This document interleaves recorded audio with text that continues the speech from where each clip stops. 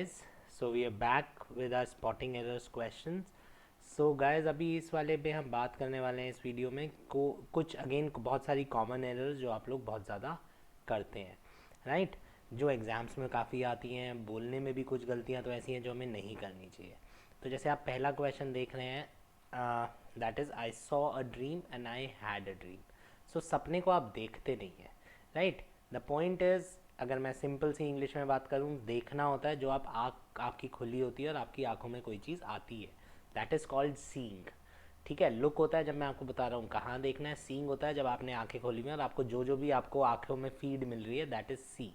और सपना होता है जब आपकी आंखें बंद होती हैं, जब आप सो रहे होते हैं।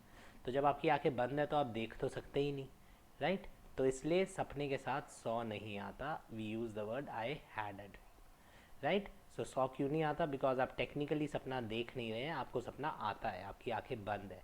और अगर आपकी आंखें बंद हैं तो फिर आप कोई चीज़ देख नहीं सकते, right? That is part one, first error, I had a dream. Second error पे मूव करते हैं गाइज। अब ये एक बहुत कॉमन एरर है।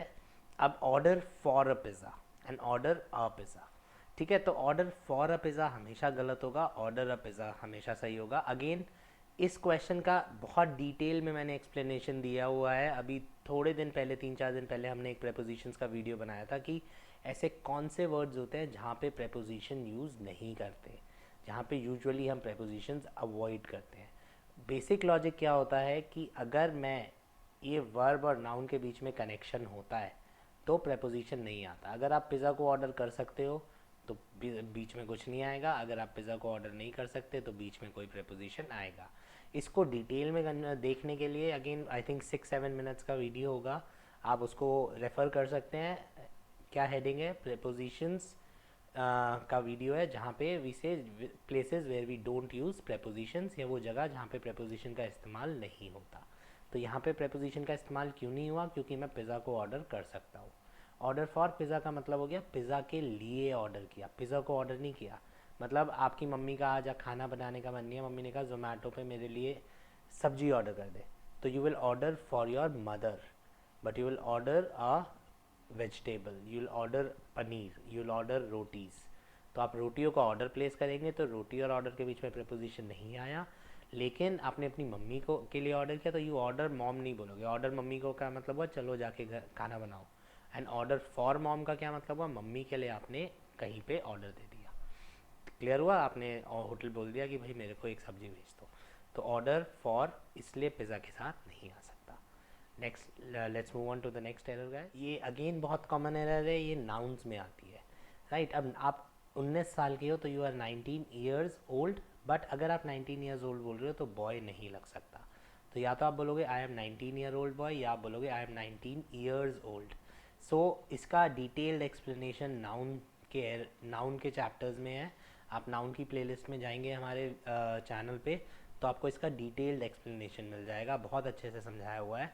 डिफरेंस बीइंग कि अगर दो नाउन साथ में आते हैं तो पहला नाउन बन जाता है एडजेक्टिव, और एडजेक्टिव हमेशा होता है सिंगुलर, ठीक है? तो यहाँ पे क्या हुआ? टेक्निकली 19 साल का लड़का, अगर हम 19 ईयर ओल्ड बोला है तो ये बॉय की खासियत बता रहा है, तो टेक्निकली ये हो गया एडजेक्टिव, और एडजेक्टिव में कभी भी एस नहीं लगता, तो इसलिए 19 ईयर ओल्ड। और यहाँ पे क्योंकि मैंने बॉय हटा दिया तो ये एक से ज़्यादा हो गया, इसलिए मैंने 19 years old. So I am a 19 years old boy गलत है। या तो आप बोलेंगे I am 19 year old boy, या फिर आप बोलोगे आप I am 19 years old, right guys? So इसका जो आपको एक्सप्लेनेशन, डिटेल्ड एक्सप्लेनेशन मिल जाएगा वो नाउन्स के चैप्टर्स में मिल जाएगा। आगे चलते हैं guys, let's move on to the fourth error. So guys, ये जो फोर्थ एरर है this is also for from nouns या प्रोनाउंस या सब्जेक्ट वर्ब। बेसिकली ये 3-4 एक कॉम्बिनेशन में ही होते हैं chapters. So many a times नहीं होता। This is an expression which is grammatically correct, लेकिन इसमें हम प्लूरल नहीं लगा सकते। तो वी इधर से मैनी टाइम्स या फिर मैनी अ टाइम। तो बहुत बार, मीनिंग हिंदी दोनों का सेम है। आप मैनी टाइम्स बोलिए तो भी वही बात है, मैनी अ टाइम बोलिए तो भी वही बात है। तो मीनिंग में कोई फ़र्क नहीं है, बट एग्ज़ाम में क्या होगा कि अगर उसने आ लगा दिया तो आगे सब कुछ सिंगुलर होगा, आ हटा दिया तो आगे सब कुछ प्लूरल होगा। ये सेम लॉजिक यहाँ टाइम की जगह मैं कुछ भी लिखूँ उसमें आएगा। अगर मैं मैनी अ बॉय लिखूँगा, बॉयज़ नहीं लिखूँगा, ठीक है, तो मैनी आ बॉयज़ लिखते ही ये गलत हो गया, मुझे क्या लिखना पड़ेगा, मैनी बॉय, मैनी आ बॉय। और अगर मैं आ नहीं लगाता हूँ तो फिर मैं एस लगाऊंगा ही लगाऊंगा, मैनी बॉयज़।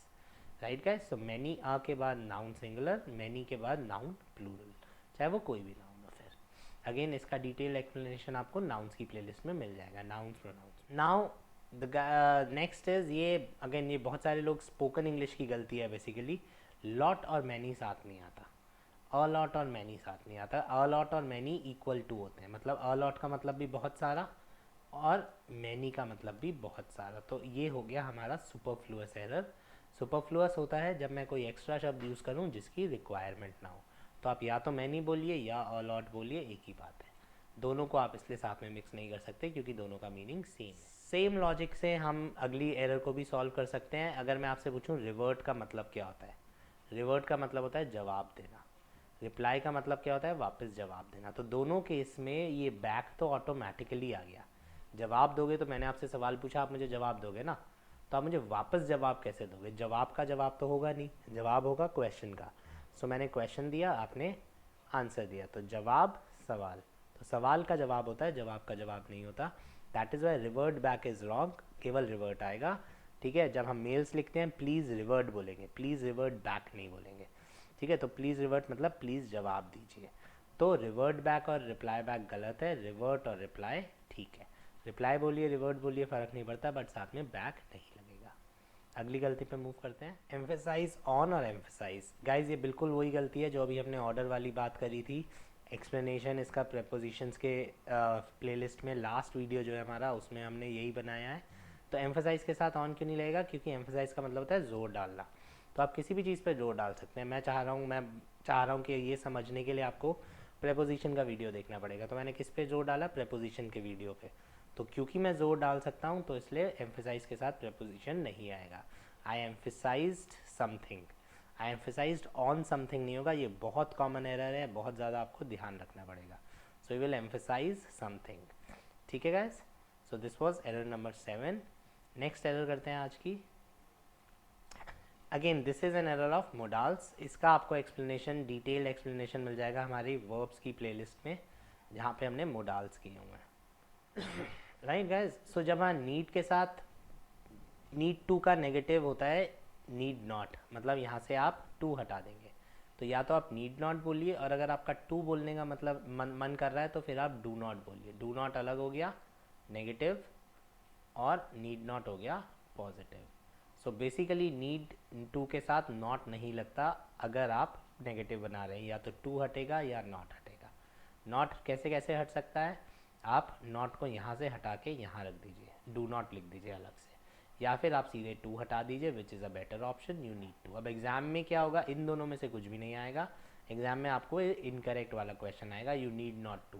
तो यू नीड नॉट टू देखते ही आप उसको गलत कर देंगे। राइट गाइस, सो ये कुछ पास्ट ईयर क्वेश्चंस की एरर्स हैं जो अगेन रिपीट ज़्यादा होती हैं, तो इसलिए I just wanted to discuss these errors with you guys. Thank you guys.